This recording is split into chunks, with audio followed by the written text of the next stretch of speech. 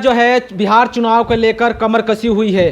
दिल्ली से लेकर बिहार की बड़े बड़े नेता जो है बिहार दौरा हो रहा है, प्रधानमंत्री भी आते हैं और जिस तरीके से चुनावी बुगुल जो है यहाँ से जो बिहार से फूंकते हैं, और दूसरी तरफ जो है देश में जो है हमला होती है जम्मू कश्मीर में।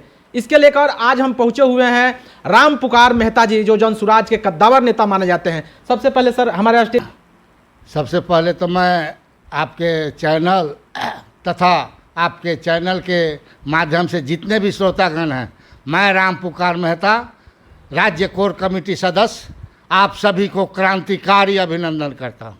बिहार में चुनाव है, देश में हलचल है, राजनीति टेम्परेचर हाई है सर, इसको कैसे देखते हैं जिस तरीके से उथल पुथल मची हुई है बिहार की चुनाव को लेकर? देखिए, बिहार में चुनाव है और अभी तक जब जब चुनाव आई है तब तक इस आतंकवादियों का आतंक बृहद रूप से फैला है। क्योंकि इस बीच में आतंकवादी लोग क्यों सोए थे भाई? आज चुनाव आई है तो इस आतंकवादियों की नींद खुल गई है। कहीं ना कहीं आपको कहना है कि जब भी देश में किसी राज्य में चुनाव होता है तो इस तरह से घटना किया जाता है। जी हाँ। इसका जिम्मेवार कौन है? इसका जिम्मेवार भारत सरकार है। भारत सरकार के प्रधानमंत्री जी हैं, गृह मंत्री जी हैं।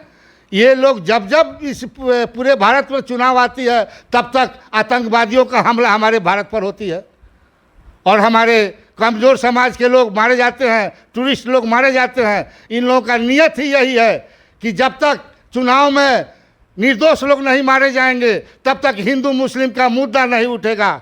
मैं उन सरकार से आग्रह पूर्वक कहना चाहता हूं कि उन आतंकवादियों को तथा उनको संरक्षण देने वाले जो भी नेतागण हैं सबको मुंहतोड़ जवाब दिया जाए। और आप में और हमारे भारत देश में वह शक्ति है कि उस पाकिस्तान में घुस करके हम लोगों ने सर्जिकल स्ट्राइक करके दिखा दिया है। ठीक उसी तरह उस आतंकवादी को तथा उसको संरक्षण देने वाले नेताओं को उस पाकिस्तान के अंदर में घुस करके मटिया मीट किया जाए। अगर ऐसा नहीं करते हैं तो हम पूरे भारतवासी यही जानेंगे कि आप एक चुनावी राजनीति करके हम लोगों को मरवाने का काम कर रहे हैं। बिहार में आप लोगों की किस तरह से तैयारी है? बिहार में सब जनता, बिहार की टोटल जनता उब चुकी है इन दलों के द्वारा और यह तीसरा विकल्प खोज रही थी कि मेरे यहाँ कोई विकल्प नहीं है। पहले तो लालू जी के भय से भाजपा को और भाजपा के भय से लालू जी को, लेकिन इनके यहाँ कोई विकल्प नहीं था। अब जन सुराज तीसरा विकल्प के रूप में आया है। हमारी बिहार की जनता इस तीसरा विकल्प के रूप को देखने वाले लोगों को यह पहला रूप देने जा रही है 2025 के चुनाव में। क्या लग रहा है कि प्रशांत किशोर जी जिस तरीके से बिहार में सक्रिय हुए हैं तो जनता कैसे विश्वास करेगी? जनता तो कह रही है कि प्रशांत किशोर जी अभी नए नए हैं। जनता नहीं कह रही है, जनता तो प्रशांत जी का पूजा कर रही है, क्योंकि आज तक हमारी जनता को ठगी गई है। और ये पहले से जो दल हैं ये अच्छा खासा मजबूत लोग हैं। ये बात ठीक है कि जन सुराज नया नया आई है, इसमें कमज़ोर लोगों की ताकत है।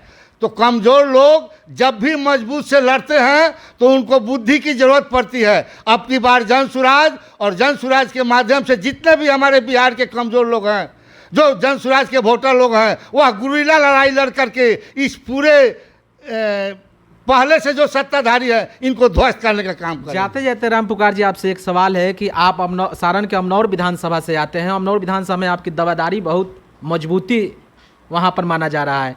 क्या लग रहा है वहाँ पर छपरा के सांसद वहीं से आते हैं और वहाँ बिहार सरकार में मंत्री भी हैं, इसको कैसे आप चुनौती को स्वीकार कीजिएगा इनके सामने? देखिए, अमनौर में वहाँ के छपरा के सांसद का घर है, चाहे अमनौर में भाजपा के विधायक जी का घर है, लेकिन भाजपा के विधायक जी हो या सांसद जी हो, अमनौर की गरीब जनता का ही देन है कि आज यह विधायक और सांसद के रूप में देखे जाते हैं। गरीब जनता यह मन बना ली है कि अब की बार इन दोनों को छोड़ करके हम लोग जन सुराज को हाथ को मजबूत करेंगे।